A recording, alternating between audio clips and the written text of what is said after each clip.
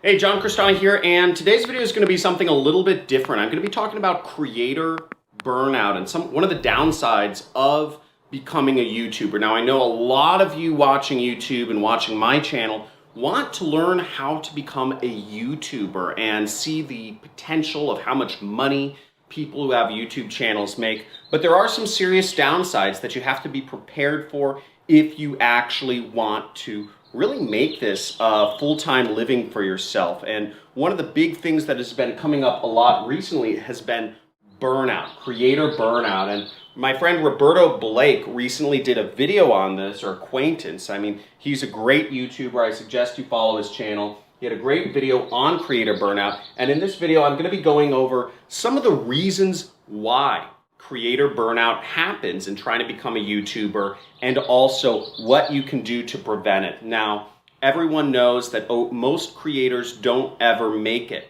and I'm going to be going over the reasons that prevent many people from becoming full-time YouTubers. So, welcome, and watch out. We're going to have a lot of interesting content. Let's get it.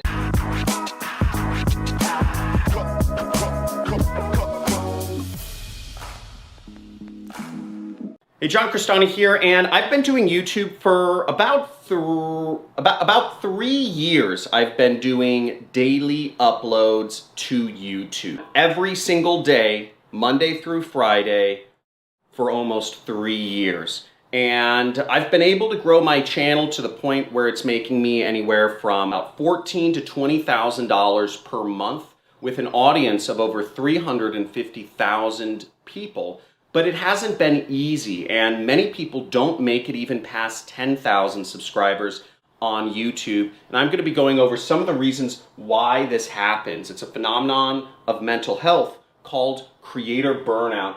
And some of the major reasons why this happens is because of it's the YouTube algorithm and how to play with the YouTube algorithm. Now, for me, there have been times in being a YouTuber where it's just been anxiety provoking to create another upload, or during 3 years to not miss an upload date has just been really difficult. So I've experienced a lot of these things, but I've barreled through. So why does this happen? First off, YouTube has a big preference for regular content, and I'm talking, in order to get boosted by the algorithm, you really need to be uploading at least 3 new videos every single week consistently for many months on end. And to be able to do that and not miss an upload date is really difficult for most people from who I've talked to. And it's also difficult for myself because life situations happen, things come up. But the YouTube algorithm doesn't care. The YouTube algorithm doesn't care if your family member's sick, or if your dog has to go to the hospital, or if your computer's broken, or if your video camera has a bug in it, or your software's whatever, your job, your work schedule gave you extra hours. YouTube algorithm doesn't care. All it wants is regular content. And unfortunately, if you miss an upload date, it's going to, from the best I know, severely hinder your progress in becoming a YouTuber. The other factor is the algorithm, from what I see, prefers a narrow focus of content. Now, from what you've seen on my channel, I talk about just affiliate marketing. Really, I'm just talking about affiliate marketing and ways to get traffic for doing affiliate marketing, and also how to do advertising, but everything's focused around affiliate marketing. Now, with such a narrow focus, you end up repeating yourself day after day, or at least week after week, or month after month, especially if you're doing YouTube for years on end. And to really box yourself into a narrow focus, as we're all complex human beings here, it can be a bit difficult mentally to just do the same thing day after day when, for me, and for instance, there's a lot of subjects I want to talk about. I want to talk about being a digital nomad. I want to talk about taxes. I want to talk about complex optimization theory. I want to talk about all of this stuff. But the issue is, I've released videos on all these topics, but again, YouTube won't show that content to many people, nor will it get boosted by the algorithm, because it doesn't lie in that narrow focus that YouTube really prefers in order to keep the momentum of a channel going. It's kind of unfortunate. I do see people requesting many video topics, but I know that they won't cater to the YouTube algorithm. And this is something you have to keep in mind, is that being a YouTuber can, end up getting towards becoming a little bit of a job, because you really have to stick within your narrow focus if you actually want to make an income off of YouTube, or else your videos aren't really going to get picked up and aren't going to be shown to anyone, and then you're just kind of shooting blanks. The next reason why YouTube can be, creator burnout happens is bullying. So, cyberbullying is a real big problem online. If you're a creator, let me know if you've experienced this. But typically for men, for instance, running business channels, you get a lot of hate. You get a lot of people, I've been called a Jew, I've been called a Nazi, not that anything's bad with that, but I've been called a Nazi, I've been called a Jew Nazi. I've been called every single word in the dictionary. I have those comments automatically filtered out now. But still, to get thousands or hundreds of comments a day, just kind of putting people down can be difficult. For women creators, I see just unbelievable things being said about, they're too fat, too ugly, people making fun of acne, or people making fun of skin conditions, or people making fun of the way others talk, or things people do, or things in the background of their videos and people's lives. So, on both sides of the spectrum, there's just a monster amount of bullying, and to be able to put up with that as a creator, day after day, week after week, month after month, for years, can be really wearing on folks, because as humans, we're trained to look at the negative and pay more attention to negative things rather than paying attention to positive things or appreciations, etc. So this can really get wearing on people. I know multiple YouTubers who have gotten out and stopped doing their channel completely, or people who have just completely pivoted what they're talking about and basically letting their channels die because of cyberbullying. So it's a real thing. It affects a lot of creators, and a lot of people get out of the game because of this.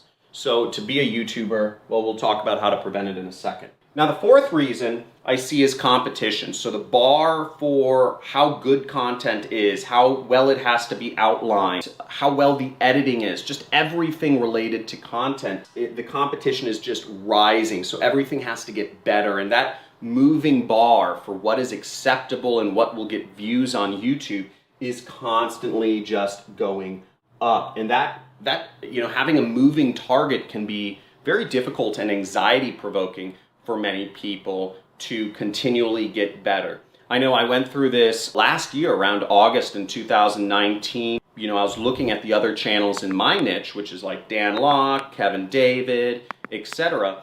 And I saw those channels and I said, oh my gosh, the production quality required for me to get to 1 million subscribers, which had been my goal, I just realized I am going to have to increase my game a lot. Even looking at people like Big Mark, who script out, who have either he does the copywriting or somebody else does, but basically every video is scripted out. Every single sentence, every single word has a script to it. And many other YouTubers do have intense competition, and they have the bar is set very high, especially in competitive niches. Really, all niches are competitive nowadays. I mean, you can find small things here and there, but this is a big factor. And beyond this all there's an uncertainty around what YouTube actually prefers you to do in regards to content. So not knowing what to do to increase your numbers, increase your views, increase your subscribers is also very anxiety provoking, and constantly working with a partner in a relationship where you never have any clue of what they want from you and what you should be doing, what you shouldn't be doing, can be very difficult and anxiety provoking in trying to figure out what sort of new content to put out. And let me know if this all makes sense and if this is helpful, and also let me know if you are a YouTuber, if you've experienced any one of these issues, such as, the anxiety around regular content, narrow focus, bullying, or competition. I'm going to go into some factors of how you can prevent all this stuff in just a second. But let me know what's been the biggest factor affecting you if you are a YouTuber. I'd be interested to hear. Now, what you can do to prevent some of this stuff is, these are some methods I put into action to help tone this down. Now, unfortunately, with bullying, you're gonna have to develop thick skin if you want to be on social media. The more successful you'll get, the more haters you will get, no matter what social media you are on, whether it's Facebook, Instagram, you have a blog, you have a YouTube channel, whatever it is, you're going to get haters. So in order to really make this a living, just develop super thick skin and understand that when people bully you or say things about your, the way you look, or say things about, how you talk or what you do or the things you own, then just remember that they're not saying anything, it's not personal, it's a reflection of how they're feeling inside. Maybe that person is jealous, maybe that person had a bad day, maybe that person had something bad happen in their life, and they are looking to expel that negative energy by putting it on somebody else. I mean, I'm hoping we all know that if you're having a bad day, yelling at somebody else is not going to make your day any better. It may make you feel a little bit better momentarily, but it's not going to change how you go about in life, and it's just not a good way of dealing with your own emotions. Now, the first thing I do to prevent creator burnout is I always have a backlog of content. Well, lately I haven't been, but again, that's my fault. I usually have 1 to 2 months of content that is backlogged so that I never have to worry about missing an upload date, or I never have to have anxiety about producing my next videos because I have such a backlog of content. That's really helpful, okay? The second thing is that get assistance, okay? I have a team of people I have a person in America who manages my channel, and I have a team of people in the Philippines who do my editing. And if you're doing YouTube, you can get editors in the Philippines to edit your videos in anywhere from 4 to 5 hours at a couple dollars per hour. So you can have your entire channel managed for about $20, $25 a day if you create a clear process for how you want your videos edited and what you want, the thumbnails or the titles or whatever that stuff to be. So getting assistance, once you start reaching that level where you can afford $20 to $25 per video, can be very helpful in helping take a lot of the work off your hands and make you more efficient in doing what you do best for YouTube, which is usually being on camera or shooting videos. And the third thing is having a clear process. Now for me, I know it takes me about 2 to 2.5 hours per video in terms of outlining it, in terms of coming up with the idea, outlining my talking points, setting up the slides or setting up the websites that I'm going to be discussing, and then actually performing the video, uploading the video, and sharing that with my editing team. So all of that is about 2.5 hours for me. That's pretty good. For many creators, it takes a full day to do videos. So that's something to keep note of. And if you have an understanding of how long it takes you to do videos, then it makes everything just a lot easier because you have a consistent workflow and process. So I hope you enjoyed this video. Let me know if this was helpful in understanding the downsides of going into some of these business models that I talk about in the comments below. And let me know if you'd like me to talk more about the downsides of different business models, such as the downsides of e-commerce, the downsides of Amazon FBA, the downsides of affiliate marketing, or the downsides of other entrepreneurial type activities, because all of these businesses, they come with their own issues. For instance, some people just don't have thick skin. Yet, I hear so many people want to be YouTubers. You're not going to work out if you don't have thick skin as a YouTuber, because you're going to have to deal with hate and comments as you get into success. So every business model has its downsides. You need to be prepared for them. And let me know in the comments below if you'd like more description about those. Thank you for watching. Looking forward to seeing you in my future videos, and make sure to hit the like button subscribe, and leave a comment. Have a good day.